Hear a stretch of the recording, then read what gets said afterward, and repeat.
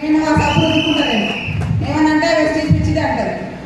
అట్లా భర్త కొనుక్కోవడానికి కూడా డబ్బులు ఇవ్వలేదు సార్.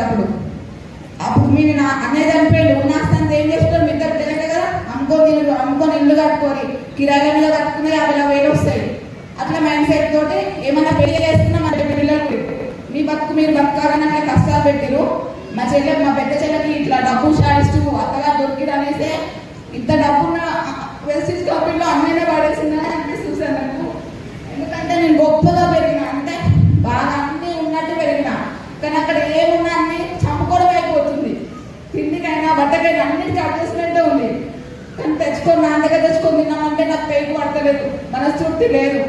సో నేను సొంతంగా చేయాలనుకుంటున్నా కాబట్టి ఆ ఇంటెన్షన్ వల్లనే వెస్టీజ్ దొరికిందేమో అని నేను మనస్ఫూర్తిగా నమ్ముతున్నాను. అక్కడనే ఎక్కడ ఉన్నా కదా మేము కూడా మీతో పాటు వెస్టీజ్లోనే ఉంటాం పోతామని ఇక్కడ నిలబడి కోల్లో చూసినప్పుడల్లా అన్నీ గుర్తొస్తుంది నాకు. నాన్న 15 సంవత్సరాల క్రితం హార్ట్ స్ట్రోక్ వచ్చింది. మొన్న అక్టోబర్లో కూడా మళ్ళీ హార్ట్ స్ట్రోక్ వస్తుంటే అన్నయ్య పోయినట్టే నాన్న కూడా పోగొట్టుకుంటుంది. వెస్టీజ్ ఫ్యామిలీ లేకపోతే ఫోన్ చేయంగానే సర్వశ్రీ మేడం సర్వీస్ అని అందరూ రమేష్ రెడ్డి సార్ అందరూ ఒక 6 lakhs అప్పుడు మా నాన్న కొన్ని లక్షలు ఇచ్చిండు. నాకు చెప్పాడు, వాళ్ళు చెప్పిన వాళ్ళ పేరు అడిగినా వాళ్ళు ఇవ్వలేదు. కానీ వెస్టీజ్ ఫ్యామిలీ అప్పుడు వచ్చేసి నాన్నకు మళ్ళీ హార్ట్ ఆపరేషన్ అయింది. మళ్ళీ బతికి వెస్టీజ్ సప్లిమెంట్స్ వాడడం వల్ల 3 సార్లు స్టార్ట్ ఆపరేషన్ అయినా నాన్న బతికిండు. మళ్ళీ 1 monthకే అమ్మకు కూడా పెరాలసిస్ వచ్చింది. ఆమె కూడా 20 daysకే సప్లిమెంట్స్ వాడితే నా పిల్లల్ని చూసుకునేది అమ్మ. నేను ఫీల్డ్కి వెళ్తే అమ్మనే చూసుకునేది. కానీ అమ్మ కూడా మూలకు కొడితే సప్లిమెంట్స్ పక్కనే లేచింది. అసలు వెస్టీజ్ లేకుంటే మేము ఏమయ్యేదో అన్నయ్యను కోల్పోయేదాన్ని, చెల్లెని కోల్పోయేదాన్ని. మళ్ళీ వెస్టీజ్లోకి వచ్చినాక నాన్నకి డబ్బులు సమయానికి లేకపోతే నాన్న వెళ్ళిపోయేటోళ్ళు. వెస్టీజ్ సప్లిమెంట్స్ లేకపోతే అమ్మ ఉండేది కాదు, బెడ్ మీదనే ఉండేది. ఇప్పుడు లేచి అమంతలం పని నేర్చుకుంటుంది. ఎంత మంచి అవకాశాన్ని మీరు ఒక్క నిలబడ్డందుకు మాలాంటి ఎంతో మంది ఫ్యామిలీకి సరిపోతుంది గురుజీ.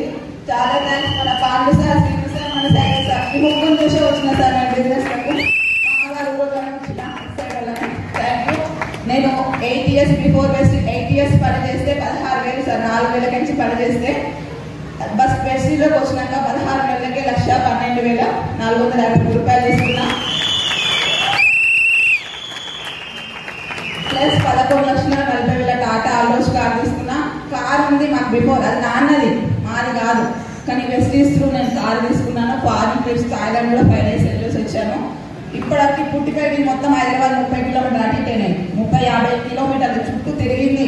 25-30 సంవత్సరాలు పెరిగింది హైదరాబాద్లో. హైదరాబాద్ ఎయిర్పోర్ట్ కూడా కార్ పెట్టలే సార్ ఎప్పటికీ. నేను ఇప్పుడు కూడా ప్రజెంట్ అలాంటి వెస్టీజ్ 1 year పని చేస్తే చెన్నై ఎయిర్పోర్ట్ నుంచి థాయిలాండ్ వెళ్ళేసి వచ్చినాను. మీరందరూ గట్టి పట్టుకోండి, ఎవరు చెప్పిన మాట్లాడకండి. అప్పుడు స్టార్టింగ్లో అమ్మగారికి మస్తు ఉంది, ఏది తిరుగుడు అవసరమా, ఇట్లా బయట తిరుగుతుంది, పిల్లల్ని చిన్న పిల్లల్ని వాడాలి ఎండలు తిరుగుతుంది అనేసి చాలా రకాలు అన్నారు. ఇప్పుడు అదే నేను సిటీకి వచ్చేసినాక వాళ్ళు అట్లా అన్నోళ్ళే ఊళ్ళో ఎప్పుడు ఉంటావు, నువ్వు ఒకదాన్ని తింటావా, మాకు ఇప్పియవా అంటున్నారు సార్.